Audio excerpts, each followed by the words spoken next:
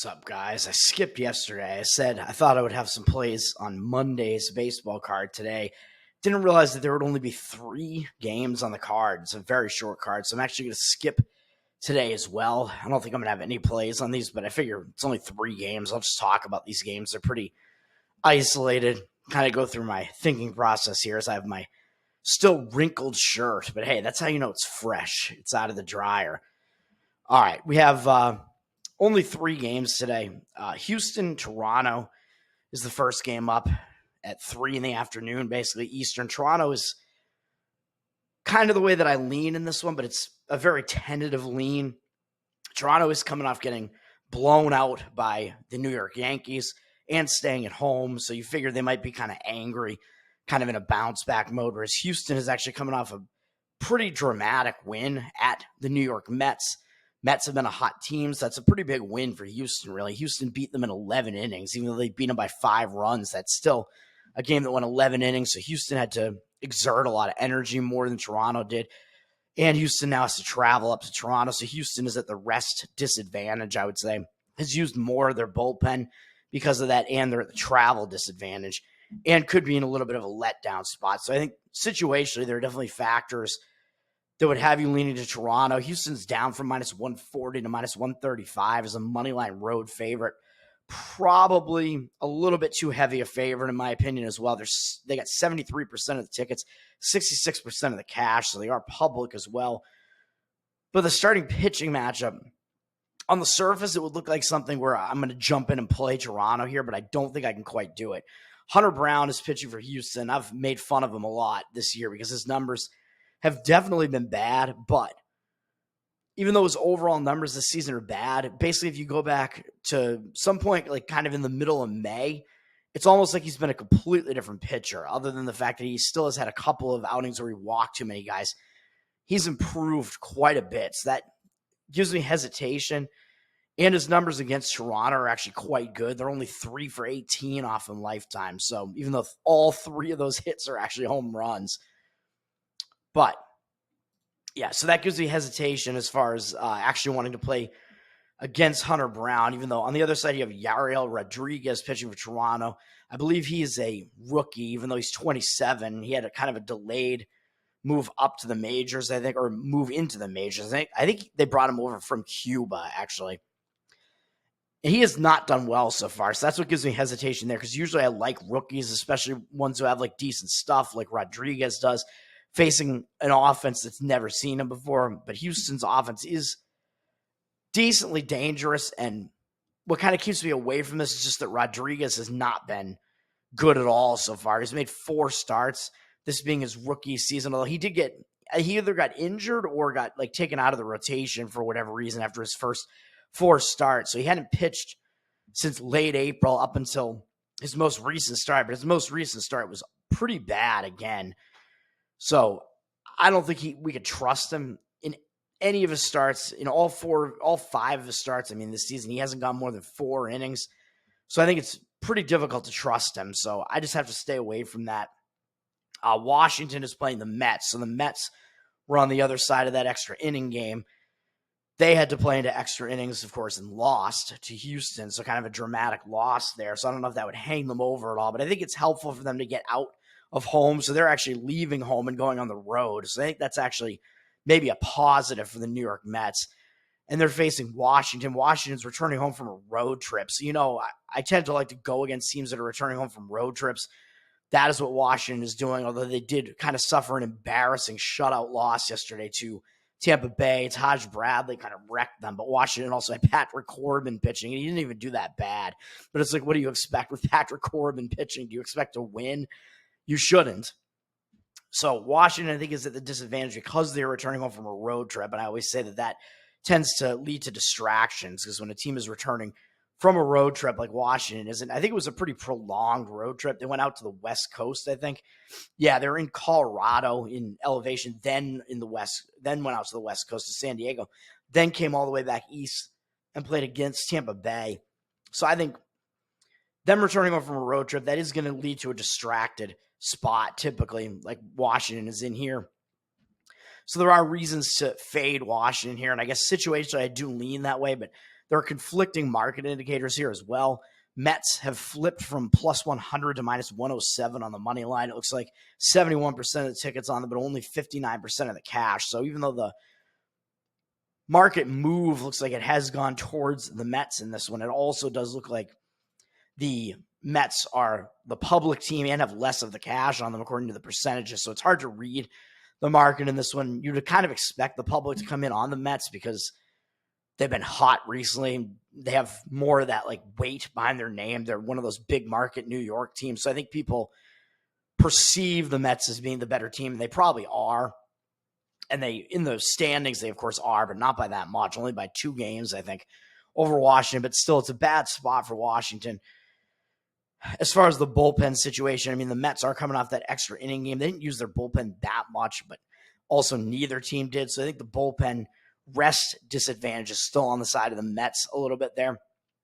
And I tend to not look as much into like how good each bullpen is, which maybe I should more so. Like I think Houston's bullpen is probably better than the Toronto's in that game. And in this game, I would probably have to guess that the Mets bullpen is better, but they are at the rest disadvantage. And of course, as I said, Houston also is in their game.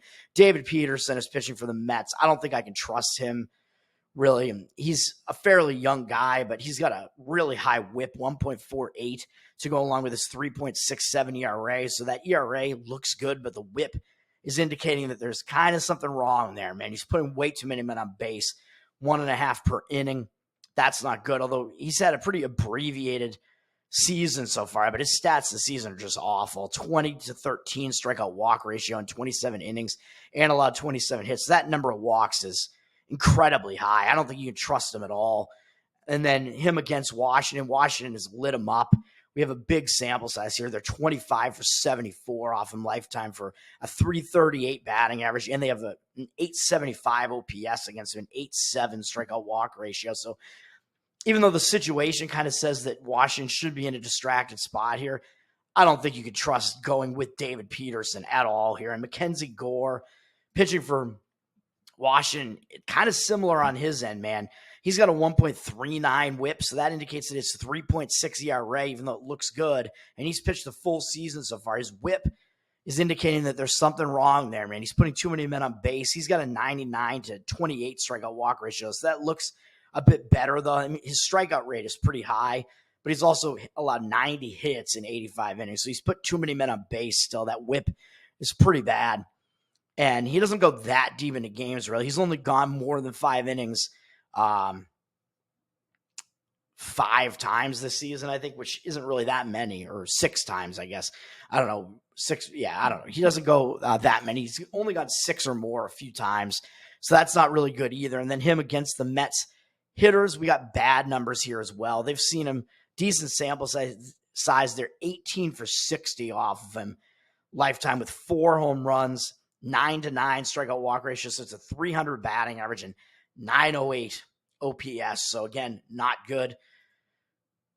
Do we want to take the over here? Would the over actually be the way to go? I don't know. Maybe. The number's actually gone down from 8.5 juice to the under down to 8 juice to the over. So it's actually ticked down a little bit. But we do also see 79% of the tickets and 86% of the cash on the over, though. So I think I would lean to the over here, actually, just because of how bad both of these pitchers are. Like, I think we're getting a short line there, I think, because both pitchers have good ERAs, but their whips are indicating there's really something wrong with both of these pitchers. And their numbers against these opposing hitters are bad in like large sample sizes. So I think the over could be a look in this one. One hesitation would be that because Washington is returning home from a road trip, we might have like some distracted hitting. So that might be a little bit of a problem there. Looking to the over there, but potentially you could look to play an over in that one. And then Milwaukee is at Colorado. Colorado's also returning home from a road trip. They're in kind of a doubly bad spot, although their road trip was only 2 series, and one of the series was only 2 games against the Astros. I don't know if there was like a rain out in that or what, but the Rockies really only just went to the central time zone. So this road trip isn't as crazy as the one that Washington's returning home from. Colorado only had 5 games on the road at Houston, and they finally won a final game at the Chicago White Sox yesterday prior to now coming home. But it was a 14-inning game as well, so they did use a decent amount of their bullpen, and that's Of course, you're coming off a 14-inning game. You exert a lot of energy in that. It's a close game.